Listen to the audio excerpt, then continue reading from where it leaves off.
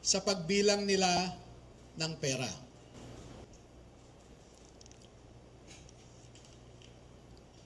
Ang susunod po,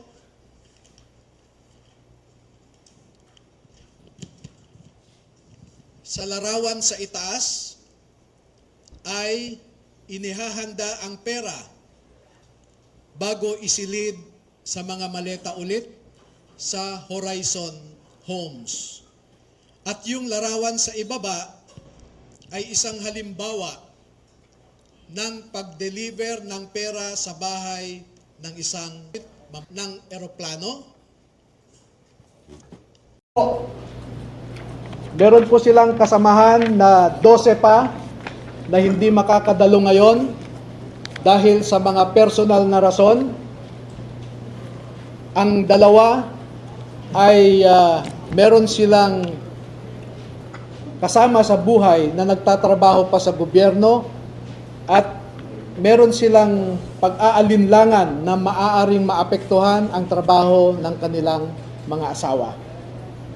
Yung 10 na hindi pa nakadalo ngayon ay tinatawag ko po na second batch at lalabas din po sila sa tamang panahon.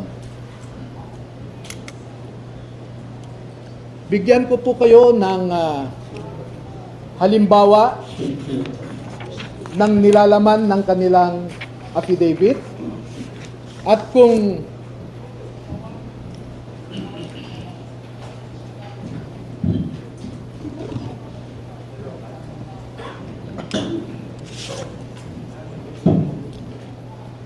ang proseso po kung paano ninakaw ang pera sa kabad ng bayan ay pwede nating ilarawan sa prosesong ito.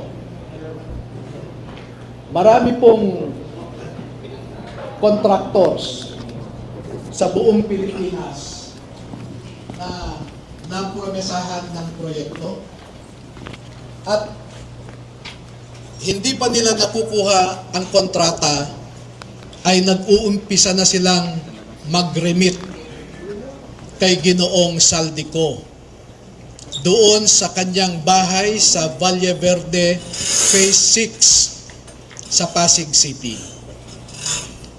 At daan-daan na maleta ng pera ang dumarating doon.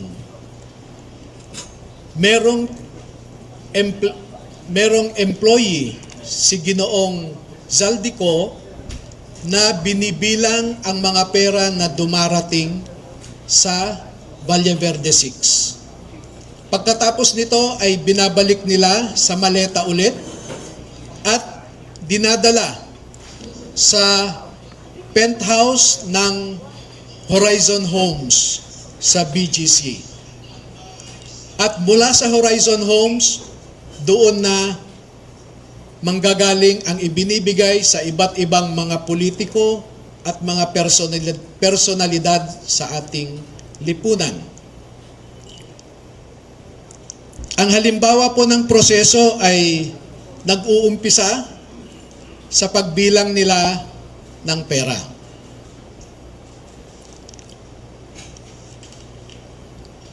Ang susunod po,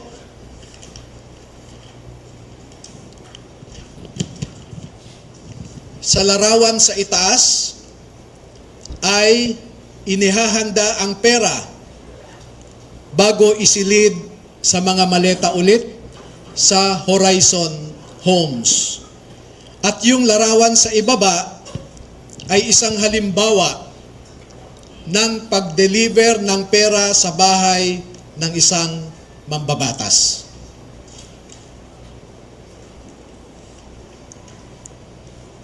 Makikita po ninyo na may nangyari kay Master Sergeant Gutesa. Sa aking tanggap na impormasyon ay napilitan siyang mag-execute ng isang affidavit na kung saan ay sinasabi niya na hindi siya kasali o wala siyang nalalaman sa mga pagde-deliver ng mga mali-maletang pera. Pero makikita po ninyo dito na siya mismo ay kasama sa pagde-deliver ng pera.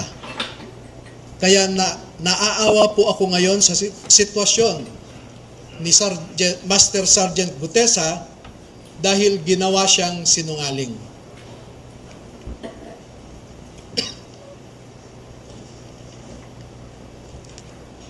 Meron pong iba pang mga larawan na sa tamang forum later ay maglalahad pa kami ng karagdagang mga ebidensya. Pero ang pagde-deliver nila ng pera ay gumagamit ng eroplano,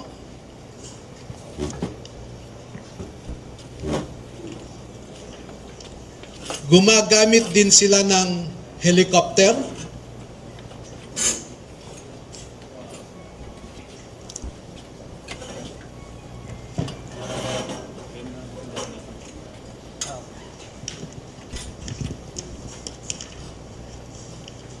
at ganito po ang mga dinideliver sa mga bahay ng ilang mga mambabatas.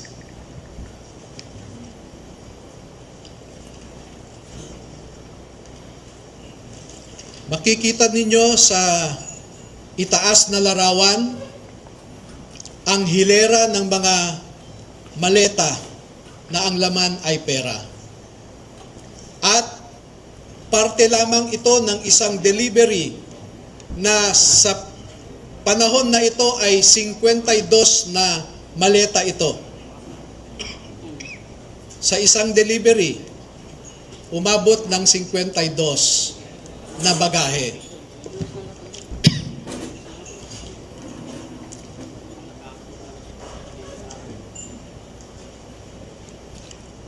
Makikita rin po ninyo na ang ating mga ebidensya ay minsan kinukuhanan ang buong bahay ng mambabatas, buong bahay ng mga ilang nasa media,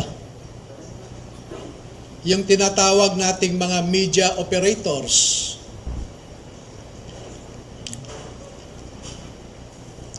At ganyan po sila mag-deliver. No?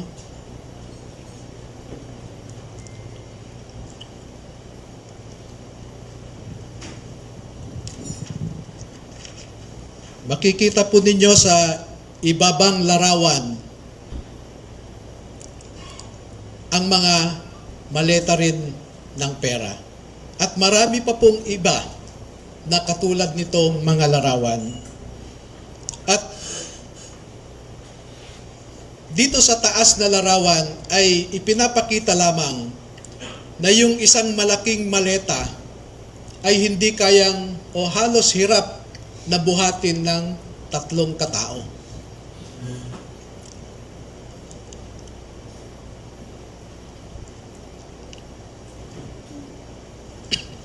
Ngayon po ay merong pangalawang aspeto ng affidavit ng ating mga magigiting na Pilipino na nasa harap natin ngayon. Meron silang mahalagang napansin, na obserbahan, at alam sa kanilang personal na pananaw dahil nasali sila sa isang importanteng operasyon. Ito po ay patungkol sa nangyaring operasyon ng ICC. This one? Nasangkot po or nasali ang mga sundalo natin sa ginawang operasyon ng ICC investigators sa Pilipinas. Unang dumating ang mga ICC investigators sa Pilipinas noong December 2028. December of 2023. At bago mag-December 2023 ay inutusan sila na magpapalit ng peso to dollars. Dalawang maleta na ang bawat maleta ay may nilalaman na 56 million pesos. Kaya nakapagpalit sila ng equivalent to $2 million. At ang sabi ng mga executive assistants ni Ginoong Saldico ay pinaghahandaan daw nila ang pagdating ng foreigners. At kalaunan ay nakilala ng mga ito na ang foreigners na binabanggit ay mga ICC investigators. At nakapaloob dito na ang ginawa nila ay mag-interview ng mga witnesses na ipinapaarating sa kanila ni Sunny Trillanes.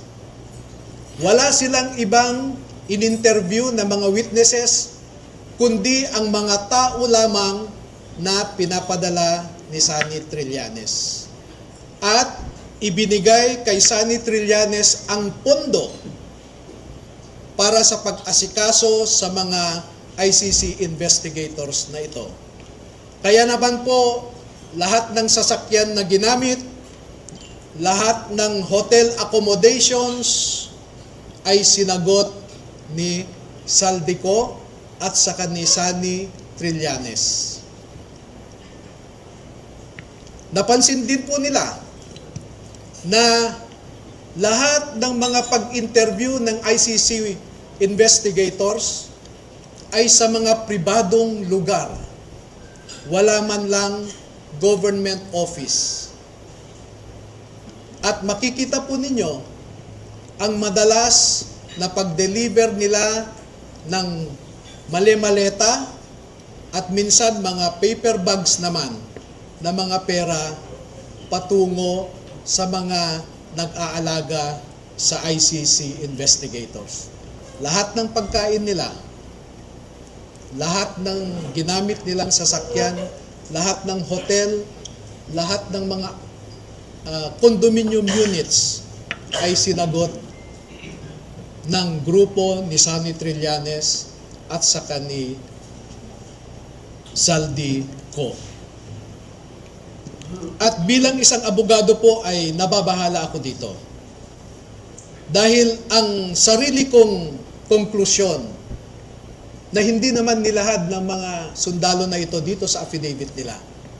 Pero bilang isang abogado, ay nakikita ko ang isang mabigat na suliranin ng isang third world country na katulad natin na siya lamang pinag-iinitan ng mga ICC.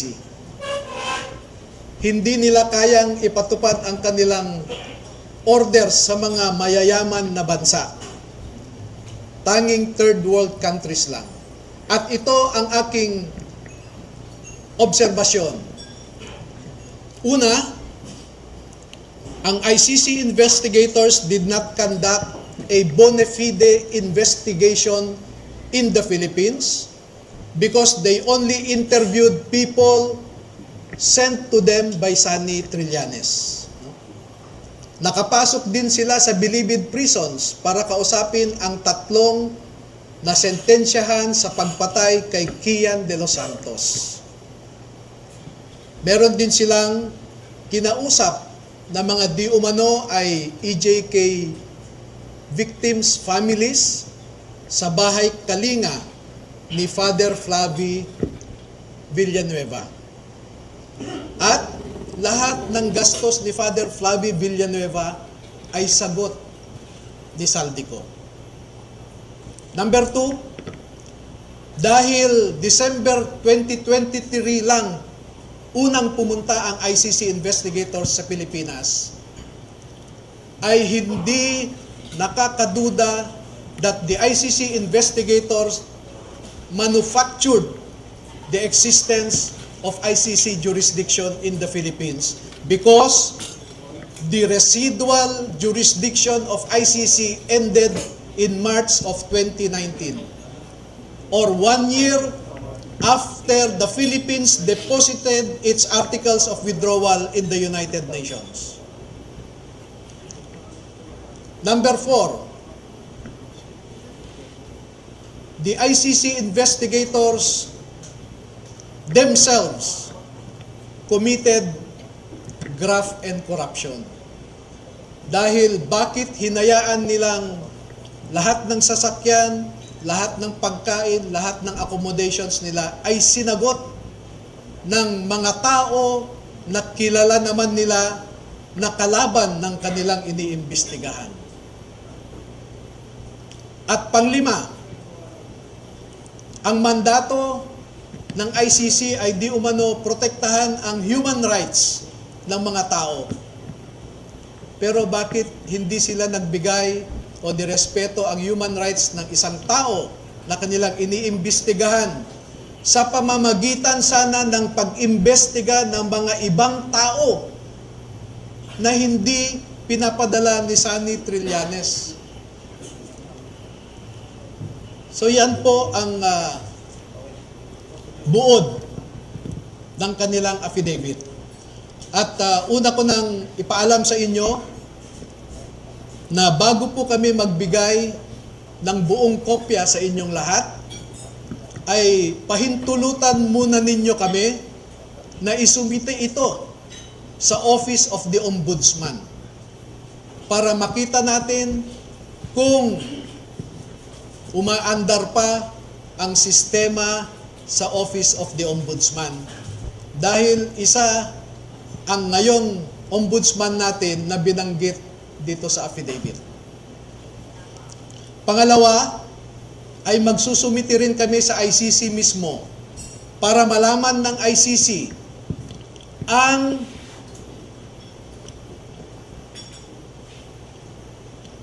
so that ICC will know how the ICC investigators conducted themselves in the Philippines.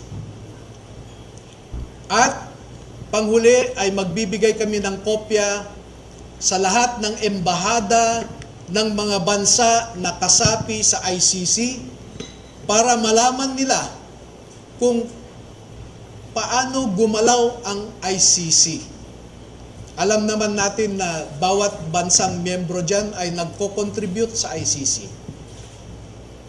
Pero katulad ng kino-contribute nila, ang mga litrato na naipakita ko sa inyo ay makikita ninyo kung saan pumupunta ang ating mga buwis. Now you know where our taxes go. Now you know at least where our taxes went. Maraming salamat po at magpapaunlak po kami ng katanungan at kung maaari ay 10 lamang. Kasi alam nyo po, sa ngayon ay meron nang nakaabang sa labas na handang manakit o manakot sa ating mga sundalo. At sa nakalipas na 2 araw lamang, ay umigting ang paghahanap ng isang grupo sa kanila na pinangungunahan di umano ng isang tinatawag nilang MC. Initial yon, MC. Hindi ko po alam hanggang ngayon, inaalam ko kung sino yung MC na sinasabi nila. Pero meron siyang inutusan na nasa gobyerno pa at mataas ang rangko sa ating kapulisan para ipatupad ang kanilang gustong mangyari na hindi matuloy ang paglabas ng ating mga kasundaluhan sa katotohanan. At panghuli po, meron akong isang pakiusap sa ating armed forces at saka sa Philippine Marine Corps. Ang mga nasa likod po ninyo ay nagserbisyo sa ating bayan at nandito sila hindi dahil sa politika. hindi po sila nagsasabi ng anumang mga bagay na magdadagdag pa sa init ng kasalukuyang politika na pinagdadaanan ng ating bansa. Bagkus ay gusto nilang makaambag na iangat ang imahe ng ating mga institusyon katulad ng Philippine Marine Corps na lumalaban sa kalaban ng Estado. Pero kung susuriin ninyong mabuti, ay ang kalaban natin ay ang mga nasa matataas na pwesto sa gobyerno. Do not restrain them from sharing to our people the truth that they know. Because alam nating lahat, ang katotohanan lamang ang magpapalakas ng ating republika. Kung lumalaban tayo sa mga grupo na gustong sirain ang ating democratic institutions, katulad ng mga NPA, mga Muslim secessionist, ang isa pong kalaban natin na totoo ay ang mga nagnanakaw ng pera na para sana sa mga tao. Tayo po ay nagpapakapagod para lang may maihain tayong pagkain sa ating mga pamilya. Pero sila po ay nagpapakapagod kung paano gastahin ang perang ninakaw nila sa atin. Maraming salamat po.